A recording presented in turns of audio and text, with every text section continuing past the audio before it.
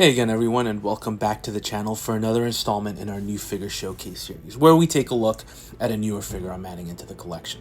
So for today's video, we're going to stick to the world of Star Wars, and in particular the Ahsoka TV series on Disney+. And we're going to be taking a look at Shin Hati, who was basically Balin's apprentice in the show.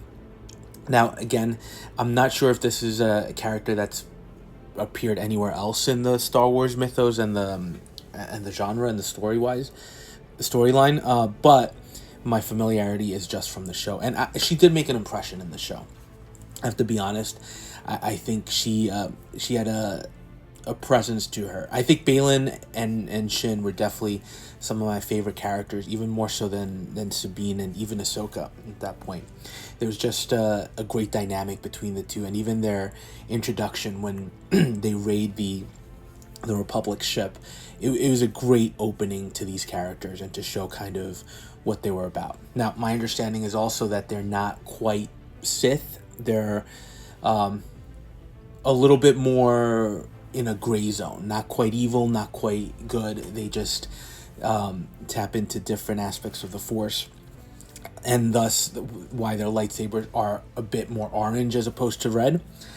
So correct me if I'm wrong. Again, I'm not an expert in things Star Wars by far. So the appeal of this character was definitely more of the coolness factor and the ability to have her posed up with Balin, because again, on the show, she made quite an impression. From the opening sequence to even that first lightsaber battle she has with Sabine, which, spoilers ahead, how Sabine survived that seems like some lazy writing there. But look, again, she made her presence felt from that battle to then having subsequent battles throughout the rest of the series. And yeah, I wanted to have her as such. I think when she was announced, it was definitely something that I wanted to have in the collection. So looking at what we're getting overall here from Hot Toys, you get the standard display base, you get the different lightsaber hilts with the wired and the unwired for light up effects, a couple of hands. You do get this little droid. It's been a while since I watched the show, so I'm not quite familiar.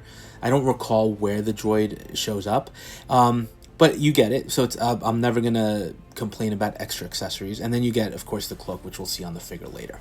But as we normally do, let's start by taking a look at the accessories, and we're gonna start with the hands. Look, hands can be pretty typical in this hobby.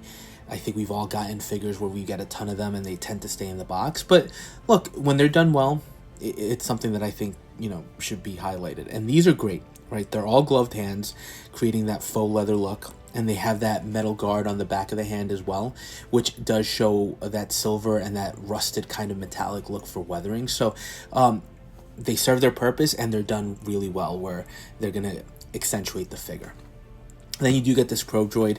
Comes with its own little display stand. We've seen these display stands before with the Ant-Man little miniature figure on the flying ant, for example.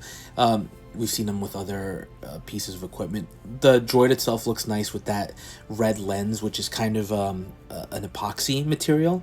Very small, but they do create that image of it floating, so it's great to just have in the background.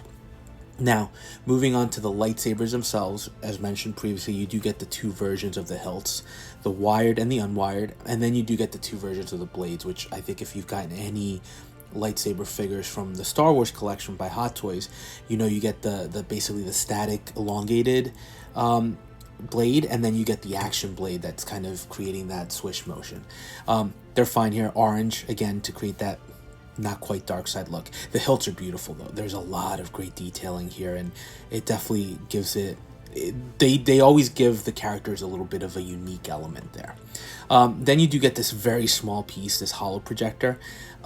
It's even difficult to get it zoomed in. Serviceable, right? Not sure that I'm going to be using it a lot, but credit to Hot Toys for giving us such a small detailed piece that's done so well. Now, let's jump into the figure, and we're going to look at the sculpt. And I think Hot Toys killed it, right? They've been on a roll, really, especially with this line. So look, she does have the slightly disheveled looking hair. I know some people love the artisan line, but I think the sculpted, they did a great job here creating that look.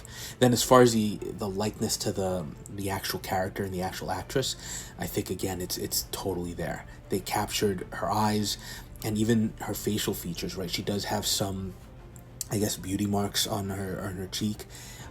So paint applications look great, eyes look great. This is just a very strong sculpt overall from Hot Toys that really captures the essence of the character.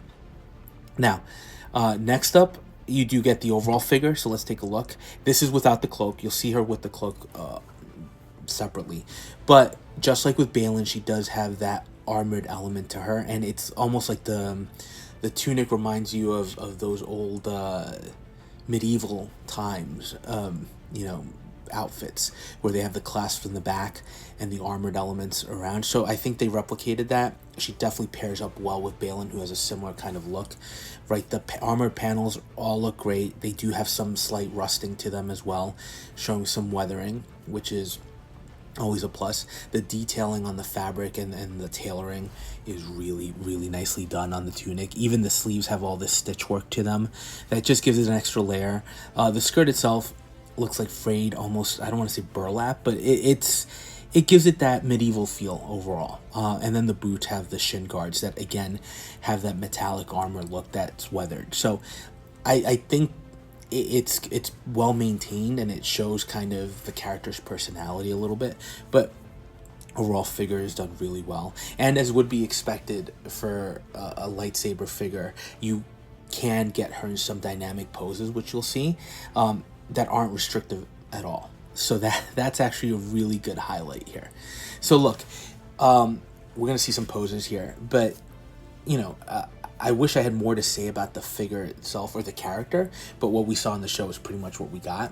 But as a figure, look, this is a great looking piece overall, from the tailoring to the sculpt work to the posability. If you like Star Wars, and obviously if you like Star Wars, seems to be divided into original trilogy, prequel trilogy. I don't know that there's any sequel trilogy super fans out there. I'm sure there are. But then you've got all these other shows as well, right? Mandalorian's had a huge following as well.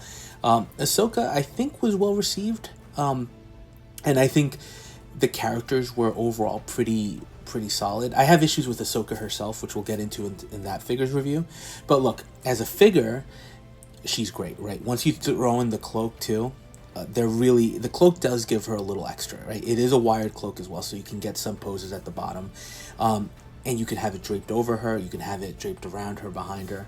It gives you an extra feeling, and again, it just captures that medieval knight kind of feel to them.